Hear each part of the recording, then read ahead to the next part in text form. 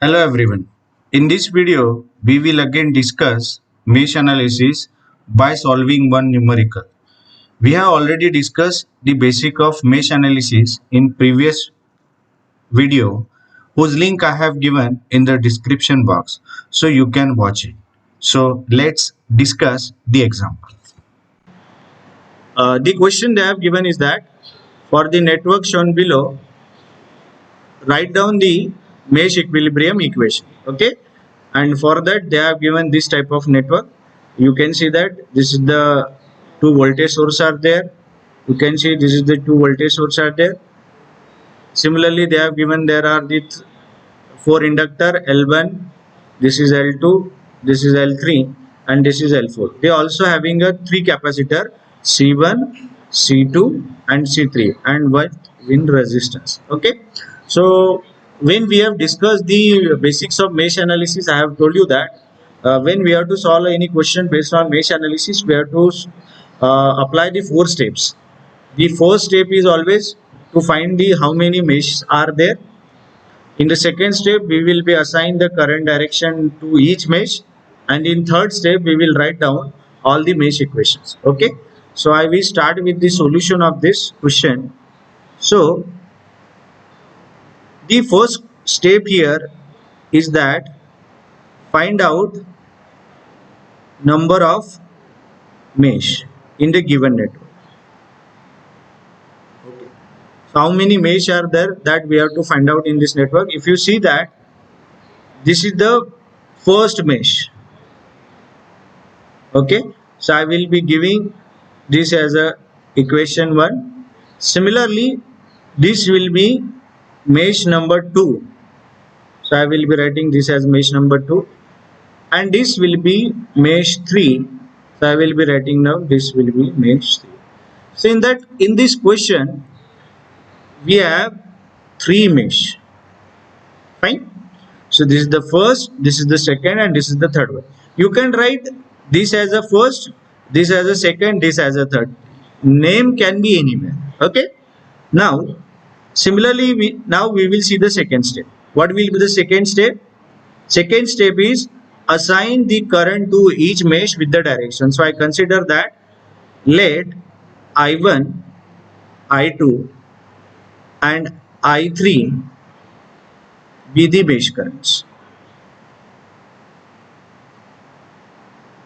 Okay. And we will follow the clockwise direction. Okay, so in the mesh 1 the value of current is I1, in the mesh 2 value of current is I2, and in the mesh 3 value of current is I3. Right, so I have marked all the three currents here, and we have to basically write down the mesh equation to all these three equations. Okay, so in the third step what we will do, we will write down all the KVL equations. Right, so this is the mesh 1, this is the mesh 2, and this will be the mesh 3. For that we will be write down the KVL equation. I have told you in previous lecture as that the voltage across resistance, voltage across inductor, and the voltage across capacitor.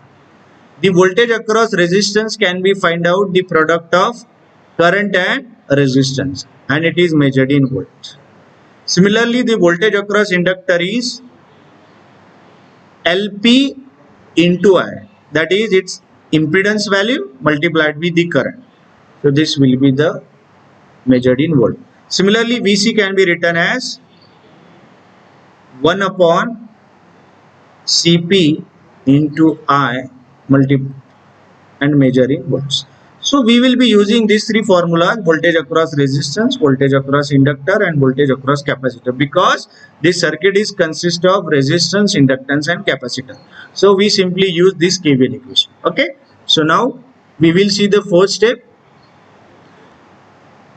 Sorry, in the third step, or we will write the KVL equation to loop 1 or the mesh 1.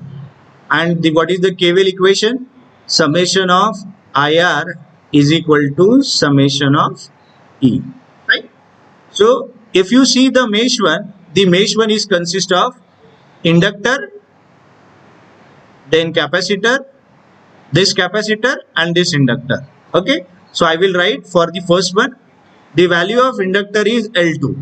So what will be the current through this inductor?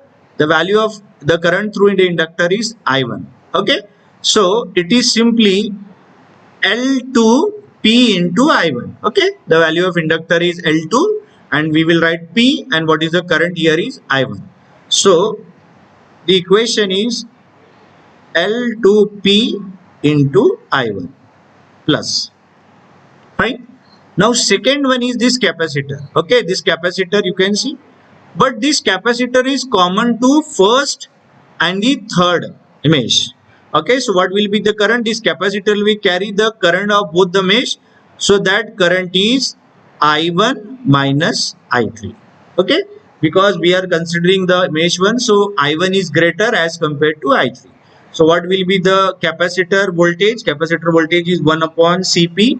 So it will become 1 upon C1P, and value of current is I1 minus I3. Fine. Similarly, what will be the current through this C3? The value of the current through C3 capacitor is equal to I1 minus I2. Why? Because this capacitor C3 is common to first and second loop. So I1 is greater as compared to I2. So value of capacitance is 1 upon C3P multiplied by I1 minus I2. Right? Plus, because there is one another element L4. What is the current through L4? Again same, I1 minus I2. And how we will write the voltage across inductor? It is LP into I. So it will become L4P, and the values of current is I1 minus I2. Okay, so we have written all the summation of IR. Now what is the summation of E? So there is one voltage here. You can see that when we follow the clockwise direction, your negative plate will become positive, and we have seen that when negative plate become positive, it is voltage rise, and voltage rise is always taken as positive, and they should be equal to V1. So what we have done, we have applied the KVL to equation 1, and according to that we will get the answer of first KVL equation. Okay, now what we will do in the next step, we will rearrange the above equation. Okay, means we will collect the term of I1, I2 and I3 so that we can easily write in matrix form. So first collect the terms of I1. So it is L2P plus 1 upon C1P plus 1 upon C3P plus L4P. Fine. So this is the I1. Similarly, collect the values of I2. So there is minus 1 upon C3P, and second term is minus L4P. This is I2. Similarly, I3. I3 is this one, minus 1 upon C1P I3, and this equal to V1, and we will write this as a equation number 1. So after applying a KVL to equation mesh 1, we will get this type of answer. Okay, now similarly we will write the equation for the second mesh and equation for the third mesh. Okay, so now I am writing the next one. Apply KVL equation to loop 2 or mesh 2. After applying, what we will get, that we have to see. Okay, so in the loop 2, what we have, in the loop 2 there is one inductor L3, Fine. Okay. So what will be the current in L3? L3 is common to second and third mesh. Okay. So now as we are writing for the second mesh, so larger current is I2. So what is the current here is I2 minus I3. Okay. So voltage will be L3P I2 minus I3. What is the current here? Current in the C2 is simply equal to I2, because here current is I2. And what is the value of current in resistance? The value of the current here is also same I2. And there is no voltage here. Okay. Now there are 1, 2, 3, 4, 5. 5 elements are there. Okay. Now when we write here, what is the current through L4 and C3? Because L4 and C3 is common to second and first mesh. So here current is simply I2 minus I1. Okay, as we are writing for second loop, so I2 is greater as compared to I1. So we have to write the 5 elements here. Okay, so first is L3. Okay, so I will write L3P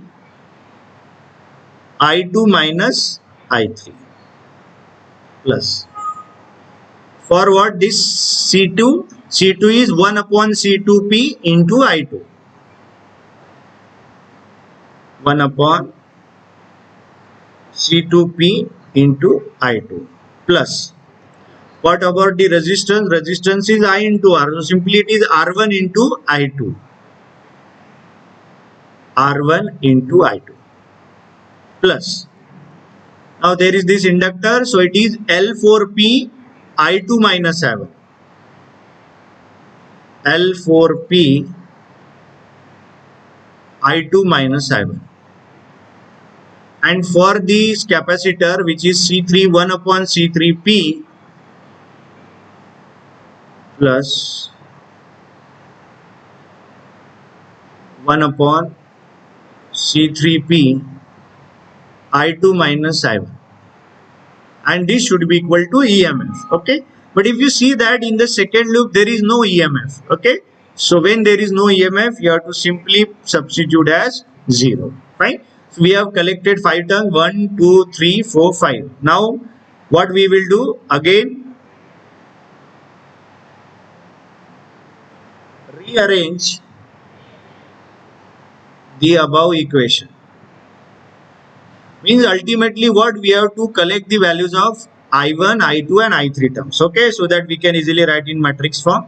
So first we will write about the I1. So it is minus 1 upon C3P, this one, minus L4P into I1 plus.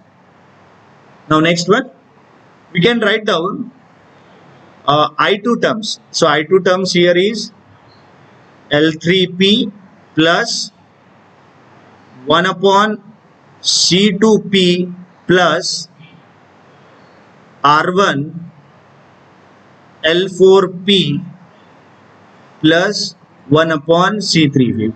So it has 5 terms because second loop is consist of 5 elements. Okay, plus the last one is I3. So I3 is minus L3P and there is no other term of I3 and this equal to 0. So now this will be your KVL equations number 2, which is written for the mesh 2. Fine. Now similarly, we will apply the same method and find out the KVL equation for the loop number 3. Okay. So now I am writing down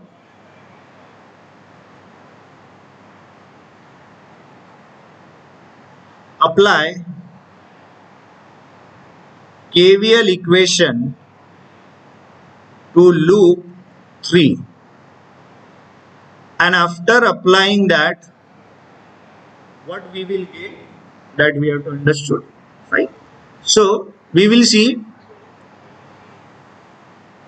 in the loop 3 we have 3 elements. This is L1. What is the current through this L1? L1 is I3. Fine. Now second element is L3. L3. So what will be the current here? The current here is now I3 minus I2, because now we are writing for third loop, so I3 will be greater as compared to I2. Now then we have another element. This one is a capacitor. So this capacitor is common to third and first mesh.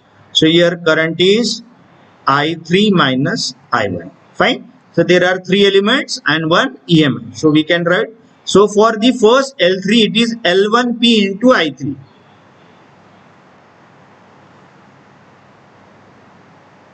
L1P into I3 plus. The second element is this inductor. So it is L3P I3 minus I2. L3P I3 minus I2 plus. There is one more element, capacitor. So it is 1 upon C1P.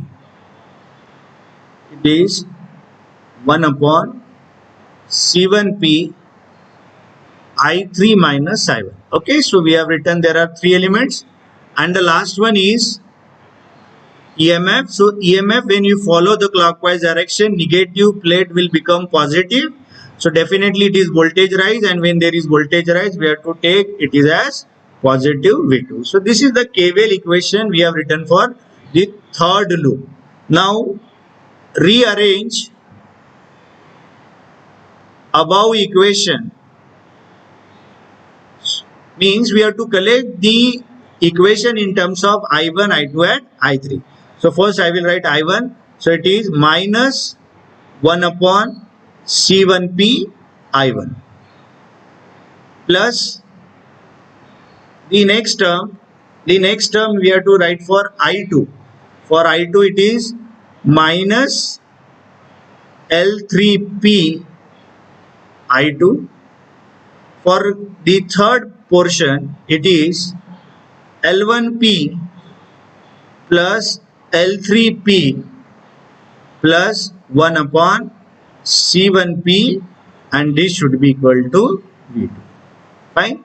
So now we write all the three equations for the three mesh. So this is the first equation for the mesh 1, this is the second equation for mesh 2, and the third equation for mesh 3. So now what we will do after that, we simply write all these three equations in a matrix form. Okay. Write down